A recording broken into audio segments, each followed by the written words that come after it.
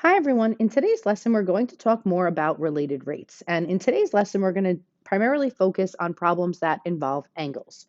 So we're going to read a problem, and as I read it, I'm going to stop and pull out some information and maybe draw a picture. So example number one, a balloon rises at a rate of 4 meters per second from a point on the ground that is 50 meters from an observer. So my picture, I think, is going to look something like this. Here's the point on the ground. Here would be the balloon, right? That's traveling upward. So the balloon is traveling up from this observer here. And if you connect the balloon to the observer, you kind of can see that you're making a right triangle here. So it says the rate at which the balloon is rising, right? A balloon rises at a rate of 4 meters per second. Since I'm talking about distance rising, we're talking about this vertical distance. And I use y for the vertical distance and I use x for horizontal. So my dy dt, the rate at which the vertical distance is changing over time, is 4 meters per second. It's a positive 4 because I'm rising. I'm not decreasing and decreasing the distance. I'm increasing the distance, therefore it should be positive. And it says it's from a point on the ground that is 50 meters from the observer. So we could put 50 here. And this is our y value, right? We don't know what that is. So it says find the rate of the angle of elevation. So the rate, another thing is a derivative, rate of the angle of elevation. Elevation is the angle going up. So as the observer, say this line wasn't here and the line was here, as I'm looking here, then looking here, then looking here, the rate of elevation, the rate as I'm going up would be this angle in here. That would be theta. So we want to call that d theta dt, the rate at which the angle is increasing. We don't know when specifically the balloon is 50 meters above the ground. So being above the ground is y, not x. I know it's 50, there's two of them, it's confusing, but it says when I'm 50 meters above the ground. So that y value, we are saying, is going to be 50. So there's two things that we need to do. The first thing we need to do is take the derivative of some equation that we create. And then the second thing is to plug in the information that we have. So this is the given information. I got that from the first sentence, right? It told us the balloon was rising at 50 meters from an observer. So we're going to build our equation based off of this picture. So we have a right triangle. We can't use the Pythagorean theorem because we're missing another side. So we're going to need to use SOHCAHTOA or some trig. So I just want to write that down so we have it. So, ka, and then toa. So with the information that's given with respect to the angle, this y is opposite and the 50 is adjacent to the angle. So which formula has opposite and adjacent? Tangent. So my equation is going to be tangent of theta equals opposite y over 50. So that's the equation that we need to take the derivative of. So a couple of things that would be helpful. You want to first rewrite this as 1 y over 50, which we know could be the same thing as saying 1 over 50 with y in the middle. That will be easier to take the derivative of. So tangent of theta is 1 over 50 and y. So if we take the derivative of the left side, tangent of theta, we know the derivative of tangent is actually secant squared of theta.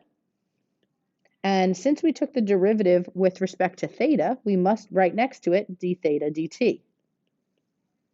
And now on the right side, the derivative of 1 over 50y, that's the same thing as saying take the derivative of 4y. The derivative of 4y is 4. So the derivative of 1 over 50y is simply 1 over 50. And since we took the derivative with respect to y, we need a dy dt next to it. So now we can plug in the information that we have. We have that dy dt is 4, so I can go ahead and put that in here. And we know that y is 50, which it looks like I don't have any place to put that. But the question's asking to find d theta dt. So we're going to leave that as my d theta dt. And now we need to find secant squared. So in order to do that, we have to use this piece of the information, that y is 50. So I'm just going to redraw a new picture. You don't have to, you can use the existing one, but I just think it's easier for me to do that. So the given information was that this was 50. They tell us that this y is 50, and they want us to find secant of theta. So we know that secant is the reciprocal of cos. So if I know that cos is a over h, I know that secant is h over a. So I need an h divided by an a. So I have the adjacent side, which is 50. I need this side. So we're going to have to do a little Pythagorean theorem here. So I'm just going to move this up a little so I have more space.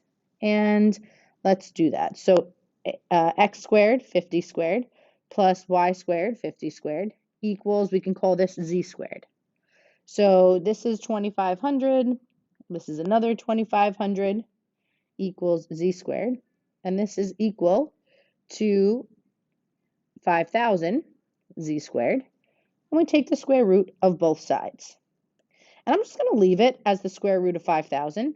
Reason why is because the directions told me to round to the nearest 3 decimal places. So I don't even need to worry about simplifying anything. Remember, if it's on an AP exam, if it says round, you just round. You don't have to simplify. So I'm just going to put this as the square root of 5,000. So we have it. So now secant.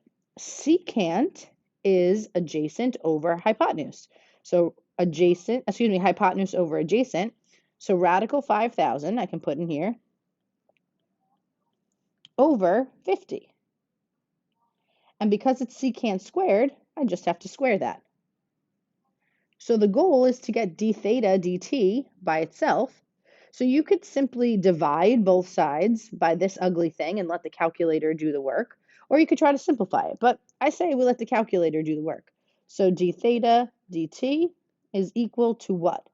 So you're going to put in the calculator this divided by this. Literally throw it in exactly the way that you see it. You know, you can make this, since it's a top and a bottom, you could probably make this 4 over 50 instead.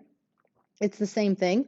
So put that as 4 over 50 divided by this and see what your answer will be. So try it, pause the video, and then hit resume when you're ready for the answer.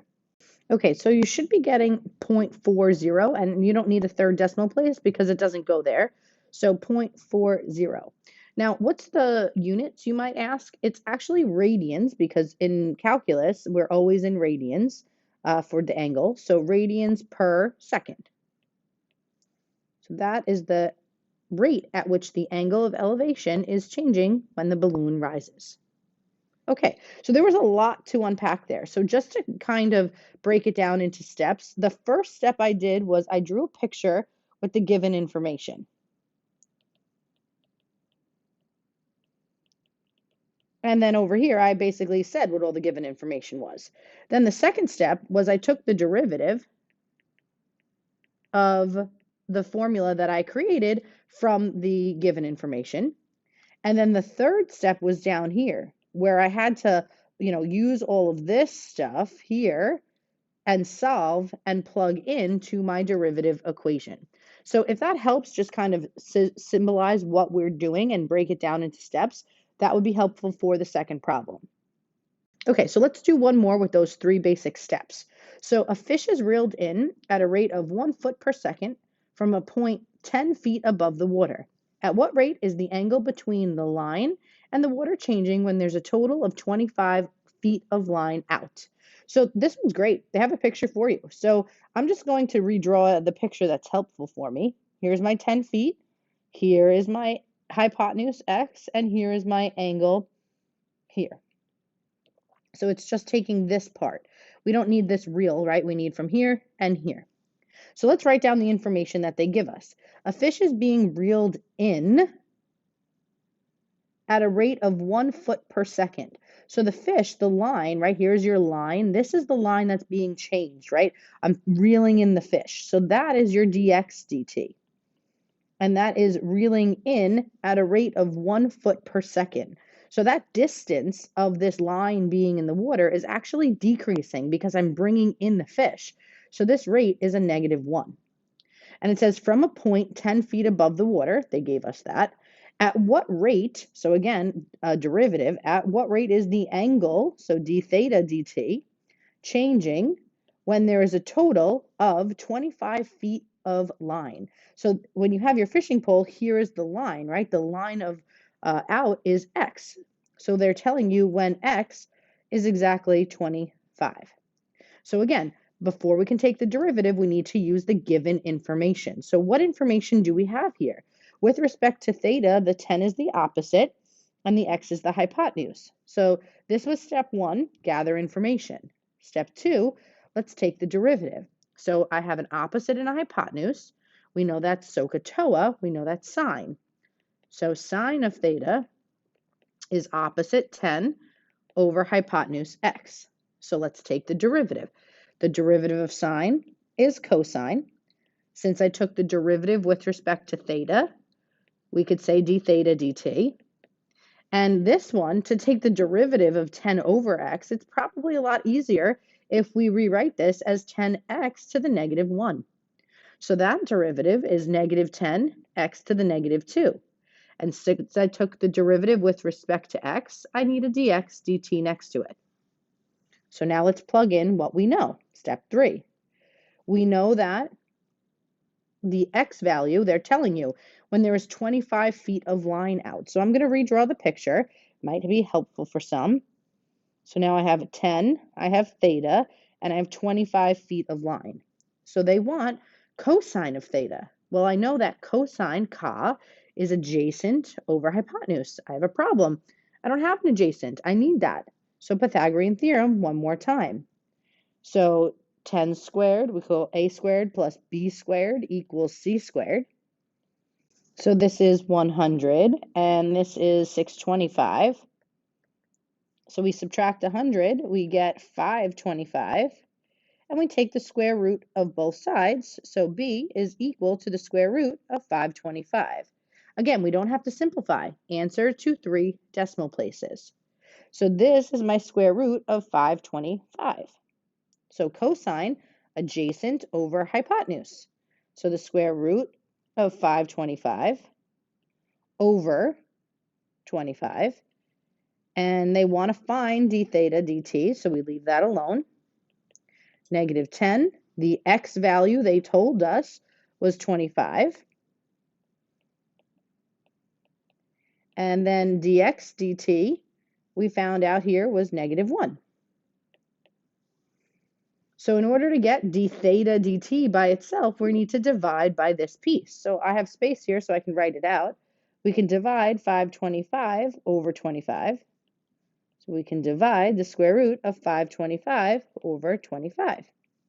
So my d theta dt will be some value, once we plug this into the calculator, radians per second.